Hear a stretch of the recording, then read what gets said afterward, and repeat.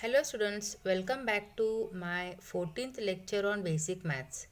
In our previous lectures, we dealt with two chapters. Today we are doing the third chapter, that is theory of indices. The basic of indices is very important for calculations, many calculations.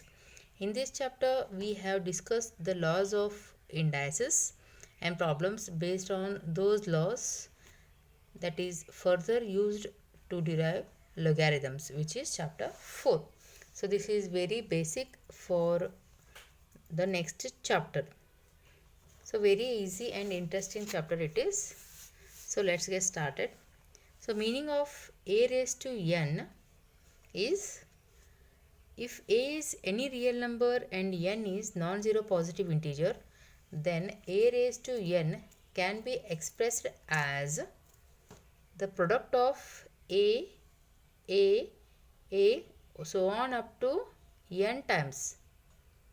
Here a is called the base and n is called the indices or index or simply power or exponent. So here comes the laws of indices.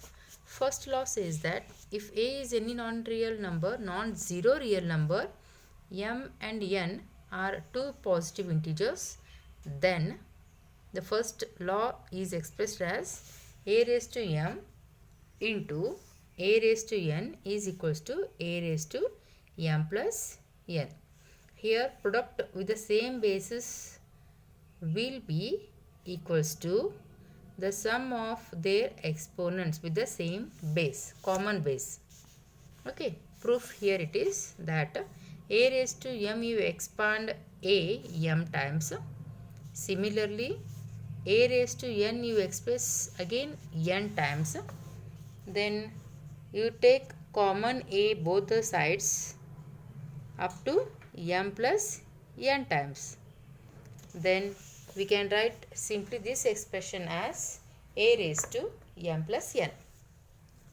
So similarly, not only here for the two non-zero terms, but also we can take many positive integers, m plus n plus p plus k, so on. Fine. Now second law says that if a is any non-zero real number, m and n are any two positive integers, then a raised to m upon a raised to n can be expressed as a raised to m minus n if m is greater than n. Okay, if numerator power contains more value than the denominator power, then it becomes a raised to m minus n. Otherwise, if m is less than n, then it will be equals to a to the power n minus m. See here, in first case we have m more than n, so you will get m minus n. It should be positive, that's why. And if m is less than n, you just simply subtract n minus m. So proof of this will be in two cases, for m more than n and for m less than n. So write down a raised to m upon a raised to n, its expressions, a m times in the numerator upon a n times in the denominator. So here a raised to a into a up to m minus n times is simply expressed as a raised to m minus n when it is m is greater than n. Similarly, for lesser than n, take m only in the denominator, that is a raised to n minus m. So this is nothing but a raised to m upon a raised to n is equals to 1 upon a raised to n minus m. Depends on the values of m and n, we have to change its index. Third law, if a is any non-integer real number, m and n are two positive integers, then a raised to m raised to n is equals to a raised to m into n. Here see, a is a base and m and n are two index exponents respectively, one within the bracket, one is outside the bracket. So first you express a raised to m up to n times first. Then split a raised to m as a up to m times. Up to n times like this way up to n times. So simply m into m into m into up to how many times? N times. So that is expressed by taking a common as a into a into a up to mn times. So this is further can be expressed in terms of a to the power m into n. Fine. Now note here that students, if a is any non-zero integer, then a to the power 0 will be always equals to 1. Okay, don't write a raised to 0 is equal to 0. Always a number, constant number with its power 0 will be equals to 1. So examples are given below. 1 by 3 raised to 0 is equals to 1. So similarly, second note, if a is any non-zero integer and m is a positive integer, then a raised to minus m can be converted into positive term as 1 upon a to the power positive index m. So you also can convert vice versa.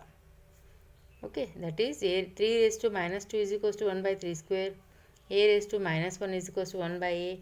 Vice versa also, reverse law is also holds good. That is 1 by a can also be written as a raised to minus 1 by taking the denominator to the numerator. Next, if a is any non-zero integer, p and q are positive integer where q is not equals to 0, that is denominator is not equals to 0, then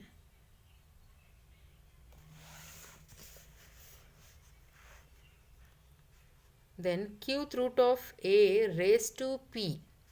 How to read this, students? Qth root of a to the power p is nothing but a raised to p as it is, and take that q by multiplying p by 1 by q. So it becomes simply p by q. P into 1 upon q is nothing but p by q. Okay.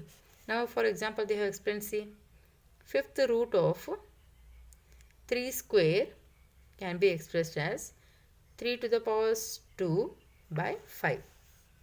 Similar next example, cube root of 2 by 3 raised to 2 is expressed as 2 by 3 to the power 2 upon 3. Write 2 as it is. Then take the root value by multiplying its index by 1 by 3 or 1 by 5, 1 by q, like that way. Okay. So students, you please write it down, then you will understand better. Now based on these three laws, let us do some worked examples. So simplify 9 by 4 to the power minus 3 upon 2. See here students, index is with negative term, negative sign, that is minus 3 by 2. So here 3 and 4 can be reversed so that we can make minus 3 by 2 as plus 3 by 2 by writing its reciprocal. Just reverse order if you write, the index will become positive. So now to solve this, to simplify this, see here 4 and 9 are perfect squares. So write them, convert them in terms of squares, that is 2 square is 4, 3 square is 9. Now take that both 2 to the outside and simplify. 2 into 3 upon 2 divided by 3 raised to 2 into 3 by 2. Here 2 will get cancelled, numerator term will get cancelled with denominator term. You get only 3, 2 raised to 3 upon 3 raised to 3. So now you multiply 2 3 times. 2 to the 4, 4 to the 8. Similarly denominator also same terms, same step, that is 3 cube is nothing but 27. Fine. Now second example. Simplify a raised to m plus n into a raised to 2m minus n divided by a to the power m minus n. Now here see students, you directly apply the first law and second law here. Apply first law for the numerator and second law for the denominator terms. So since bases are same here, that is a in the numerator, also a in the denominator. So first, when you apply first law, the index will be added. That is m plus n plus 2m minus n. Then denominator term a to the power m minus n can be shifted to the numerator by subtracting. So minus m, since there is a minus n, minus will become plus now, plus n. Then simplify the index form. So m plus m minus m will get cancelled. Also n and minus n will get cancelled. So 2m will remain and plus n also will remain with the base a. That is a raised to 2m plus n. If you write this, you will understand better instead of just listening. Now see the third example. Simplify 3 to the power n plus 1 plus 3 raised to n upon 3 raised to n minus 3 raised to n minus 1. Now, so here the index you can split it for further simplification. So write down the step as it is. First step, that is the question, which is equals to 3 raised to n into 3 raised to 1. We are splitting the index form both in numerator as well as in the denominator in the first immediate step. Then here in numerator and denominator we have 3 raised to n common. So take it outside and cancel them. Both are having same terms in the numerator and denominator, so they will get cancelled. Then what will remain inside? 3 plus 1 upon 1 minus 1 by 3. Simplify this. 3 plus 1 is 4 and denominator we have, see, 1 minus 1 by 3. How we will solve? By taking LCM. That is 3 ones are 3. You just multiply 3 by 1, then subtract it from 1. 3 ones are 3 minus 1 is 2, 2 upon 3. So for further simplification, denominator fraction you shift it to the numerator by writing its reciprocal. That will be 3 by 2. Now 2 will get cancelled with 2, 4. 2 2s are 4. Then that 2 and this 3 has to be multiplied, you get 6. Okay. So that is your answer. Next, fourth example. Simplify 2 raised to 0 plus 2 raised to 0 raised to 3 upon 2 raised to 3 raised to 2 plus 2 raised to 2, 0. Here students, you can use third law directly for simplification. Just write yourself. 2 raised to 0 is 1. That is 2 raised to 1 is 2 only. Then plus numerator we are solving. 2 raised to 0 is 1. 1 cube is 1 upon 2 raised to, multiply the index, 3 into 2 that is 6.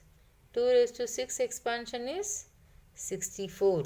2 multiplied by 6 times. 2 up to 6 times. Plus 2 raised to 2 into 0 is 0. Its power will be multiplied. That is 2 into 0 is 0. Then 2 raised to 0 is 1. So 64 plus 1 is 65. And numerator will be 3 as it is. Next example, fifth example. Prove that 1 upon 1 plus x to the power p minus q plus 1 upon 1 plus x to the power q minus p, which is equals to 1. Now, so take LHS and prove it as equals to 1. That is your RHS. Now, the term with base x can be splitted by using the second law of indices. That is x raised to p upon x raised to q. And here also in the second term, 1 plus in the denominator, 1 plus x to the power q upon x to the power p. Now, take the LCM in the denominator separately respectively. That is, x to the power q is in the denominator. You multiply it to the numerator also and to the term which is just beside of 1 plus x by p upon x plus x upon x raised to q. Okay, so you get x raised to q upon x to the power q plus x to the power p plus x to the power p upon x to the power p plus x to the power q. Now, since both the denominator contains same terms, so you can take LCM of that, write down the same term in the denominator and simply add the numerator. So, since x plus p plus x plus q in the numerator will get cancelled with the denominator, so you get simply 1. Now, next one, x to the power b minus c into a as index exponent, into x raised to c minus a into b into x raised to a minus b into c, which is again equals to 1. Now, using the third law, you just multiply the outside term to the inside index. So, 2 indexes we have. So, you just multiply them, and since all the 3 terms contains the same base, you add them by using the first law of indices. Then all the terms will get cancelled. You will get x to the power 0, which is nothing but 1.